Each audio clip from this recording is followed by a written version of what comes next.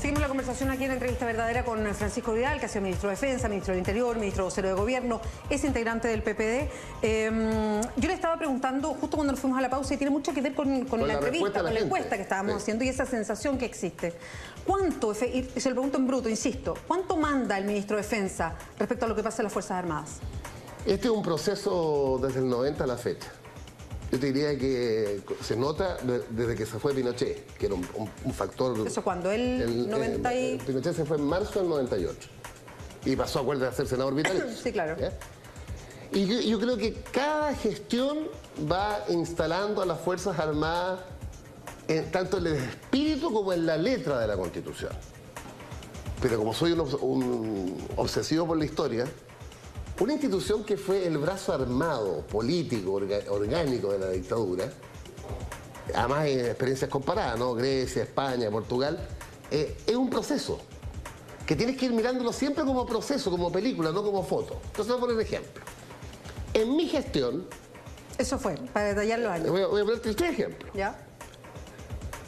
Con el acuerdo dialogado con el comandante en jefe de la época, que a mí me tocó trabajar, Óscar Izurieta, se determinó que todo el personal en retiro, recontratado por el ejército y que había pertenecido a la DINA, salía de la institución. ¿Tú lo sabías? ¿Eso? No, sabía que habían ido saliendo. No, pero una política. Ya. A lo mejor uno nos falta comunicar más, pero ahí tiene una política. Segundo. Perdón, pero ¿y este listado que está hace poco de gente que todavía estaba recontratada, que pertenecía a la CNI? Ah, ya, se logró con la DINA, pero no después. Y después seguimos con la CNI. Ya.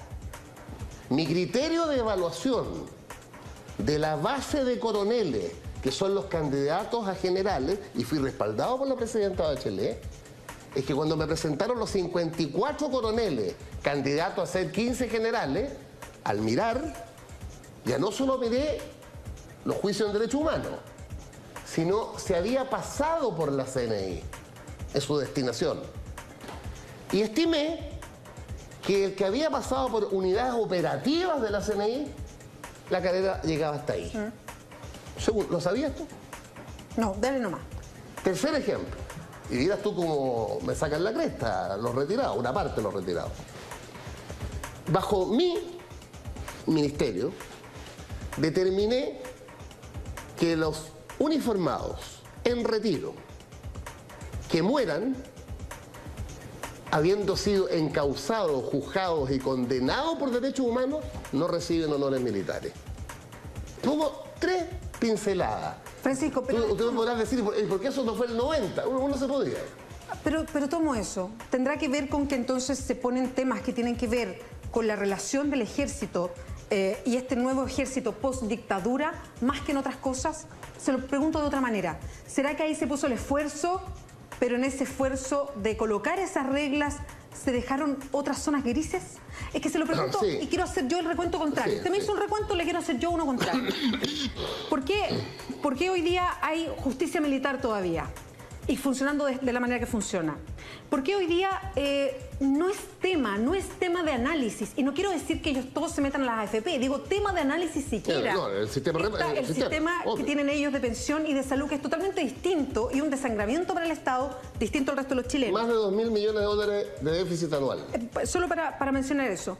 ¿Por qué todavía estamos con la misma ley reservada del cobre con un emposamiento de miles de millones de dólares? Pero espérame ahí, porque quiero seguir enumerando. Todo tiene una explicación. Lo otro, que si uno mira, es que no había por parte del Estado ningún tipo de fiscalización a la plata de cómo se estaba gastando. Lo que vemos del caso Milico Gate es que hacían y deshacían al interior del ejército. Perdón, un general dictó la orden de que ninguna factura se revisaba más y las cosas se pagaban. Y así es como se defraudan 10 millones de dólares. Entonces, ¿qué fue esto? ¿Derechos humanos versus gris en otras áreas? ¿O cargamos la mano acá pero dejamos libre lo otro? A eso me refiero con un Ministerio de Defensa presente. Sí, no, yo te respondo que en cada uno de los temas que tú me planteaste hubo un proceso. Por ejemplo. Perdón, pero ¿no serán demasiado largos estos procesos? Bueno, así es la historia, pues, la correlación de fuerzas. A ver, te pongo un ejemplo concreto.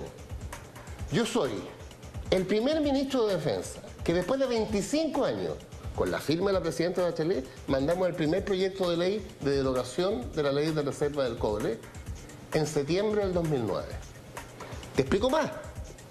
Ese proyecto fracasó Porque no pasó la Comisión de Defensa de la Cámara porque yo tenía una diferencia con Velasco en cómo interpretar lo que reemplazaba la ley reservada, que era la plurianualidad. Sí. Ravinero lo retiró y después Ravinero lo presentó de nuevo, Alamán lo llevó a cabo y quiero decirte para la gente que lo está mirando, la ley reservada del cobre, desde el punto de vista del trámite en el Congreso, está a un metro de ser aprobada. Bueno, pero no está aprobada, si ese es el tema de fondo. Quiero explicarte por qué. Yo entiendo los procesos, pero estos procesos eternos, Francisco, nos tienen donde estamos. Yo voy a decirte algo que no se acostumbra a decir. En mi opinión, fue aprobada por unanimidad en la Cámara de Diputados. La derecha, después de 25 años, dio sus votos para derogar la ley reservada del cobre. La derogación de la ley reservada del cobre está en el programa de don Pachizo Elwin. Nunca tuvimos los votos, nunca. Porque a la derecha se plantó, no se cambia la ley reservada del cobre. Perdón, pero necesita un quórum especial. Obvio, pues, es ley orgánica. 4/7 a lo menos. Entonces, pasó a la Comisión de Defensa del Senado, aprobada. Y está entrampada hace 2 años y medio en la Comisión de Hacienda del Senado. Pero no por un tema de poder militar civil, porque no hay ministro de Hacienda, mira lo que voy a decir, no hay ministro de Hacienda que esté disponible a que un ministerio tenga una parte de su puesto vinculado por 4 años. Exacto, la plurianualidad, para no ser todos los años. Vamos a la carrera militar. La carrera militar se estudió hasta el cansancio en todos los gobiernos de la concertación. Bueno, faltó decisión para que la carrera militar tenga una forma distinta que permita disminuir sustantivamente el déficit previsional. Porque es increíble que con 38 años de carrera, una persona de 55, 56, 57 años salga de la institución. La solución es simple, alargar la carrera militar, 5, 6, 7 años más. Ahora, la otra definición sustantiva es si las Fuerzas Armadas, que tienen el sistema de reparto antiguo, parten al sistema de capitalización individual. Pero no quiero caer en el populismo. Eso tiene que ver más con las características de la carrera. Hay mucha gente en las Fuerzas Armadas que es recontratada una vez que se retira. Es mucho mejor tener un escalafón complementario, digo yo, ¿no? Para no tener que pagar la pensión y un honorario. Pero esto se ha estudiado, si es que se ha estudiado infinitamente, nunca ha llegado a ser un tema concreto. Nunca ha sido un proyecto, el tema de la carrera militar nunca ha sido proyecto de ley. El tema de la justicia militar fácil lleva 10 años. Bueno, es que sumamos años. E insisto, hoy día habla el ministro de Defensa, revisamos antes, no quiero dar la lata de leer lo que dijo el ministro José Antonio Gómez, y hace una declaración muy de buenas intenciones señalando que bueno que opere la justicia, se seguirá investigando, nosotros hemos prestado toda la colaboración. Pero no debería haber una actitud mucho más fuerte respecto a lo que ha pasado. Pero ahora yo quiero entenderte bien. ¿Qué llamas más fuerte? Bueno, ¿cómo se traduce lo más fuerte?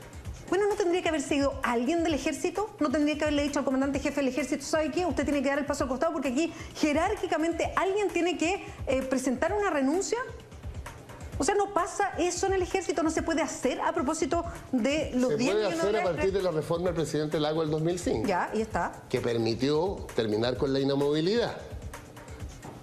Hoy día los comandantes en jefe y el general director de Carabineros y el de la PDI, en periodos distintos, los primeros 4 años y los últimos 6 años, el presidente de la República... Desde el 2005, o sea, han pasado 11 años. Desde el 2005 tú le puedes pedir la renuncia al comandante en jefe. ¿Ya? Con una sola condición, un decreto fundado al Parlamento. No una autorización al Parlamento, un decreto fundado, con eso basta. Tú me preguntas a mí, a partir del caso del fraude en la ley reservada del cobre, pedirle la renuncia al comandante en jefe antes que termine el proceso, me parece una cosa fuera de lugar. ¿Por qué? Porque ni siquiera ha terminado el proceso. Bueno, pero aquí no hay dentro del ejército responsabilidades administrativas de una entidad jerarquizada. O sea, ¿cómo puede pasar? Es que de verdad a mí no me cabe en la cabeza. 10 millones de dólares de desfalco y resulta que hay 5 personas detenidas, unas coroneles, otros suboficiales, no se sabe nada más. Parece que no fue culpa de nadie. Tú dices la responsabilidad política de la línea de mando. Por ejemplo. Yo lo dije administrativa para no meter política en el tema. Administrativa, si queremos. Sí. Bueno, eso es una evaluación que tiene que hacer, en este caso... O sea, perdón, y digo más, la autoridad casi no ha hablado de este tema. En el Ejecutivo no se han hecho cargo de este tema. Y la verdad es que uno no entiende por qué. Entonces ahí mi pregunta es, efectivamente hay un mando, hay una superposición, el Ejecutivo efectivamente manda sobre las Fuerzas Armadas. Mira, por mi experiencia en el sector, yo creo que ha sido un proceso en que crecientemente la letra, que es instituciones profesionales, jerarquizadas, obedientes y no deliberantes, a través de los años se va haciendo carne. Porque al final, ¿cuál es el objetivo final de una república democrática en relación a las Fuerzas Armadas? Dos objetivos. Uno, político-social, que las Fuerzas Armadas y de orden vuelvan a ser el patrimonio de la inmensa mayoría de los chilenos, después del quiebre y la dictadura. Yo siempre pongo un ejemplo, se los he dicho a ellos, ¿eh? Ustedes han pensado que para la mitad de los chilenos, para decirlo de alguna manera, ¿no?, usted era un ejército de ocupación y para la otra mitad un ejército de liberación. ¿Se fijan la contradicción que eso?